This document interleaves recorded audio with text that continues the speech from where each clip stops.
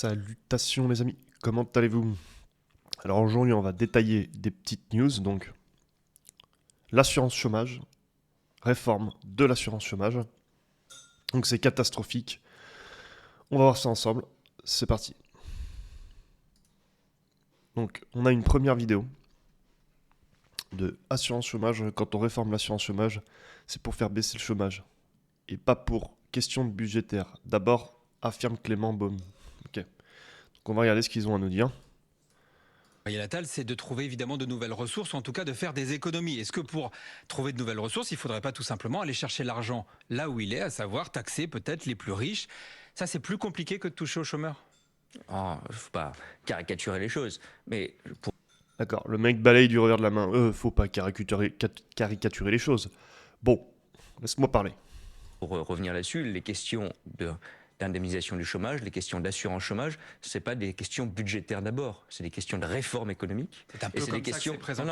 Non mais mec, on se fait taxer sur nos salaires pour avoir bénéficié à l'assurance chômage.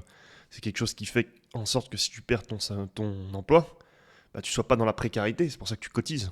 Bah justement, je pense qu'il faut garder cet esprit. C'est un droit. Quand on réforme l'assurance chômage, c'est pour faire baisser le chômage, pour être très clair. Et alors, c'est pour pour aller chercher mettre des gens Oui, bah oui. en emploi, et c'est une politique sociale, évidemment. Pour aller chercher... La Macronie l'avait dit, ils veulent 5%, 5,5% de chômeurs en France, on est à 7 ou 8. Donc concrètement, ils veulent clairement baisser le chômage en France. des fonds, est-ce qu'il faut aller créer de nouveaux impôts? Certains l'annoncent, le proposent par exemple au niveau européen, comme Raphaël Glucksmann. Oui, moi je l'ai dit, le débat fiscal, c'est pas un débat qui est tabou, ou c'est pas un débat qui est interdit. D'abord, faut être lucide. Il existe. Bon, moi, j'étais à la réunion du groupe Renaissance mardi comme député. Il y avait les ministres de l'économie et du budget. Cette question, elle existe. C'est un fait. Et dans la majorité, il y a d'autres groupes aussi. Je pense au groupe Modem qui a soulevé de longue date ces questions. Donc on ne peut pas les balayer. Je rappelle aussi, c'est un fait politique que nous sommes en majorité relative. Si on veut essayer, il faut toujours essayer de trouver des compromis avec d'autres partis politiques. On ne va pas commencer par fermer toutes les portes. Bon. Ensuite, le débat fiscal, c'est pas simplement plus ou moins. C'est pas simplement la taxation des ultra-riches. C'est des questions sur la fiscalité verte, écologique. Quand j'étais ministre des Transports, on a créé une fiscalité sur les sociétés d'autoroutes. Je l'assume complètement. Ça permet d'investir dans les transports publics pour le quotidien des Français et pour la transition écologique. Donc, tous ces paramètres-là, moi je pense, on a 4 à 5 mois pour construire le budget, y compris les paramètres fiscaux. Mais la transition écologique, mec, un riche consomme excessivement. Quand il prend une grosse voiture de sport, qui consomme en un week-end ce que tu consommes en un mois pour aller au boulot, lui c'est pour son amusement. Quand un ultra riche va faire du shopping ou va... Enfin, c'est ceux qui polluent le plus. On avait vu Macron, il y avait eu un article qui était passé il y a peu de temps. 3000 balles pour faire transférer juste 2 costumes en jet ou quelque chose comme ça. Juste pour 2 costumes, 3000 balles les mecs. 3000 € pour des costumes. Donc le mec a fait venir un jet ou une grosse voiture pour faire transférer ses costumes, il y en a eu pour 3000 balles. Il faut qu'il soit dans le débat. Et quand on a une situation budgétaire nouvelle et difficile, on ne peut pas commencer par dire rien n'est possible. Donc d'abord des économies, garder notre politique économique et avoir ces débats de manière sereine et ouverte. Mais des économies de quoi? Où va le fric? Où va le fric? Où va tout le fric de la TVA, des taxations salariales, des taxations patronales, des surtaxations, tout ce qui va être de l'essence, du tabac ou autre? Toutes les taxes qu'il y a dans ce pays, où vont-elles? Où vont-elles? Je me pose la question. Donc, on va continuer à regarder. Donc, 3 millions de chômeurs, 350 000 emplois vacants. Réduire l'assurance chômage, c'est faire plonger les millions de personnes dans la précarité sciemment. Ciment. Donc la Macronie n'est que violence. Oui, bon. Voilà. On va écouter notre bon Philippe Poutou. Ce bon Philippe Poutou. On est parti. Et on sentait bien que leur cible, encore une fois, c'était les plus précaires, les plus pauvres, et notamment les chômeurs et les chômeuses. Voilà, le discours, pas surprenant d'un gouvernement de riches, de millionnaires, évidemment, des millionnaires, ça s'intéresse plutôt à défendre les intérêts des millionnaires, et puis ça attaque dans la poche des plus pauvres. Voilà, c'est ce qui est en train de se passer. À l'heure où on parle, il y a encore 7,4% de chômage. Qu'est-ce qu'on fait alors pour rendre le travail plus incitatif ? Non, là, par contre, c'est une blague ce que vous dites. Parce que je ne sais pas si vous croyez à ce que dit Attal, si vous croyez à leurs préoccupations. Mais franchement, c'est les mêmes discours, les vieux discours. Sans prendre aux chômeurs comme c'est fait là, évidemment que ça répondra en rien à la situation. On sait très bien qu'aujourd'hui, s'il y a du chômage, s'il y a de la précarité, c'est parce que les entreprises licencient, c'est parce qu'il y a une course au profit, à la rentabilité qui fait qu'aujourd'hui, on diminue les effectifs partout, y compris dans les services publics.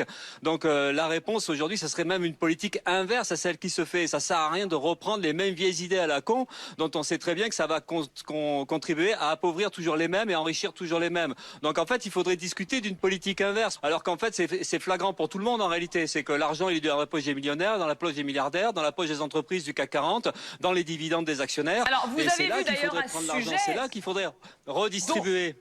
Non, mais il a pas tort. Je suis pas d'accord avec tout, mais dans 90% de ce qu'il vient de dire, il a pas tort.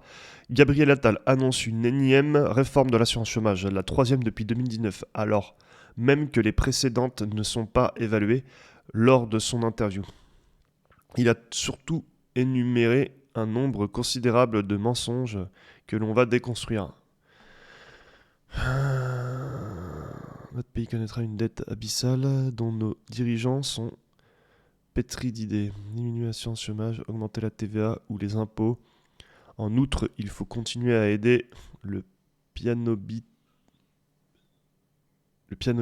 et verser des aides sociales au monde entier. Que les macronistes payent seuls. Ouais, payez les mieux. Mais cette année encore, Ah, ça c'est incroyable. à Saint-Paul-de-Vence, les Incroyable. terrasses sont déjà bondées.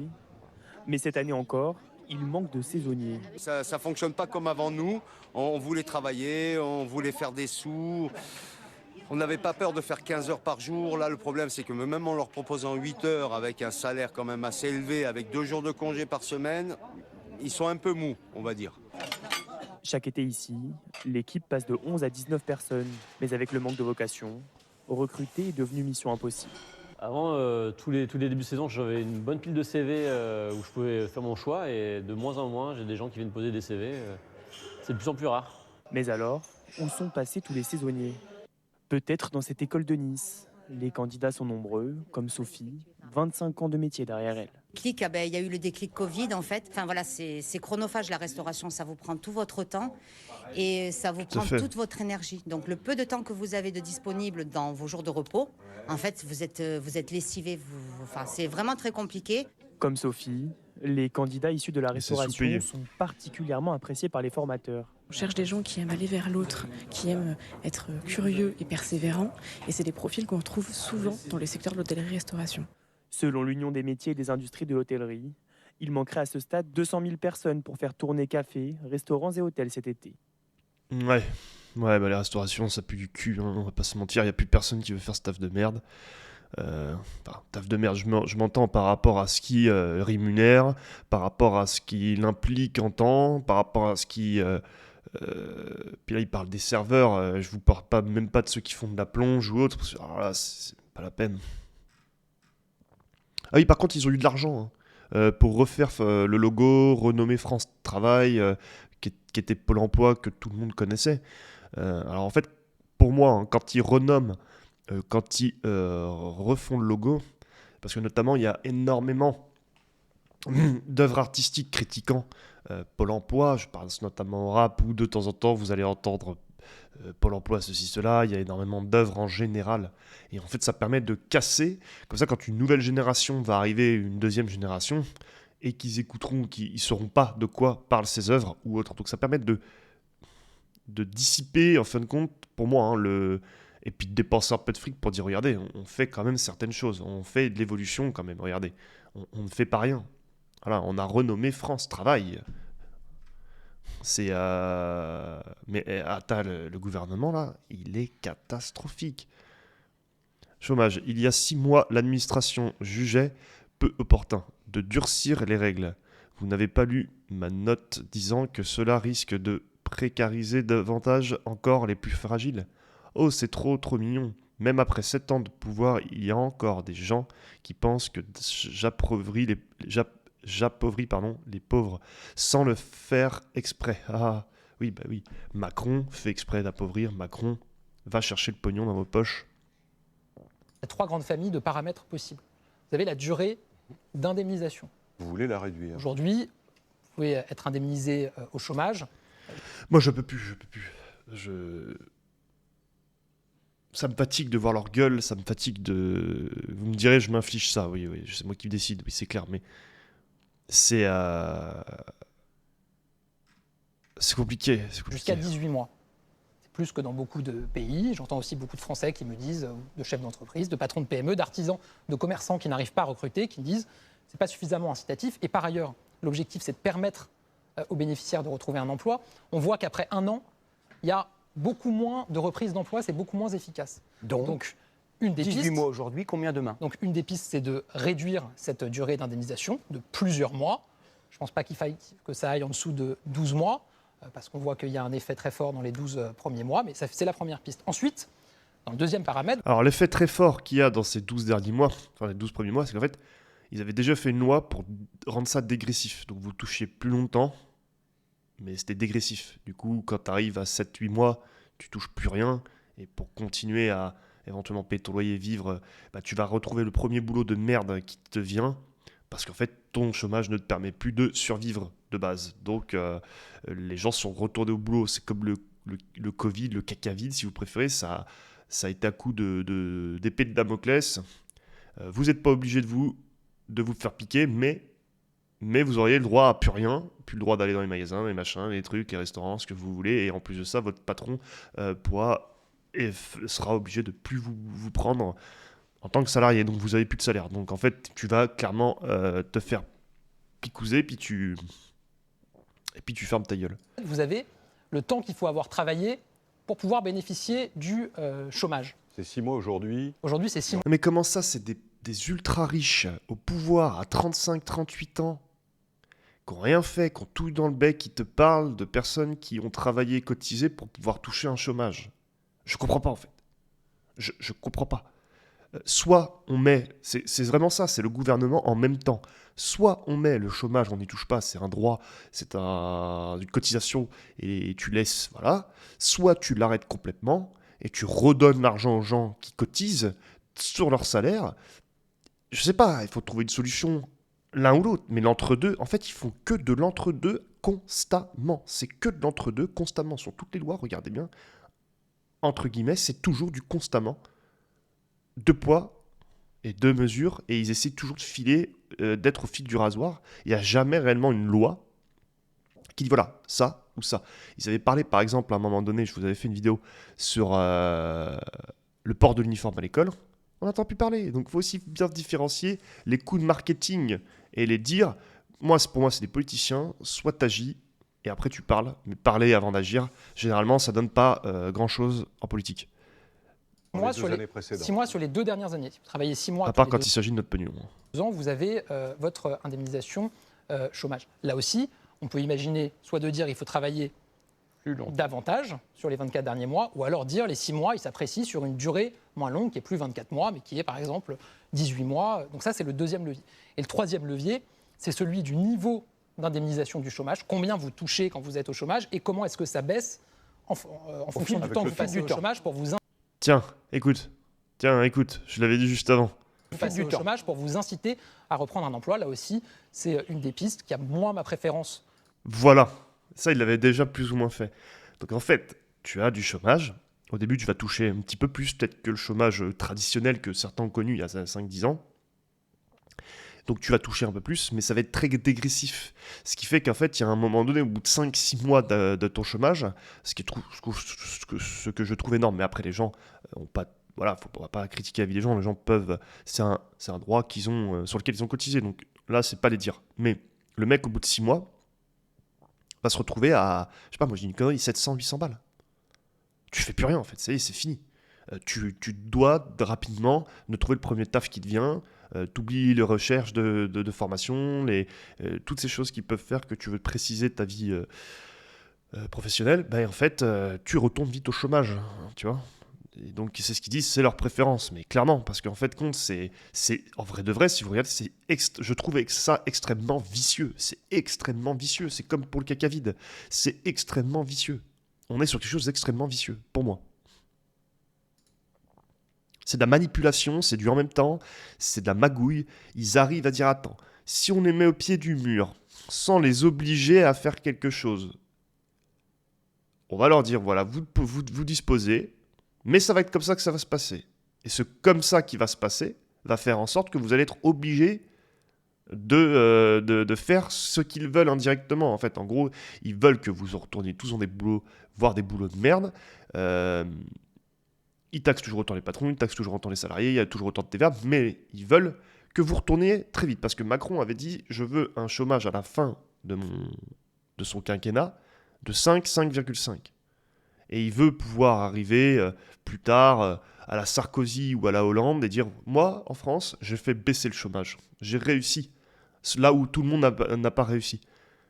Et les mecs avec des leviers, des moyens catastrophiques, en fait. Donc concrètement...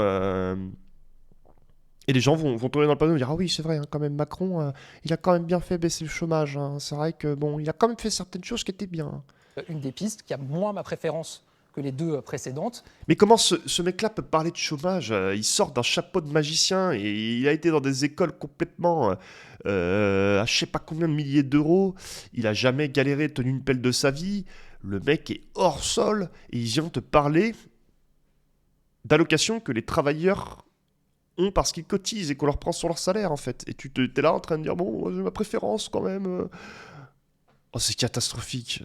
Et on va laisser les partenaires sociaux travailler. Ensuite, vous m'avez demandé le calendrier. Je veux que nous ayons les paramètres de cette réforme à l'été pour qu'elle puisse entrer en vigueur d'ici à l'automne, comme je m'y suis engagé. Comme je m'y suis engagé. Il est heureux. Il est heureux. Avec la retraite à 64 ans, s'ils réduisent l'assurance chômage et si tu perds ton travail après 55 ans, les vieux auront toutes les chances de se retrouver à la rue.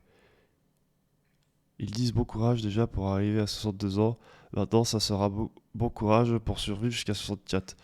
Ouais, bah c'est catastrophique. C'est...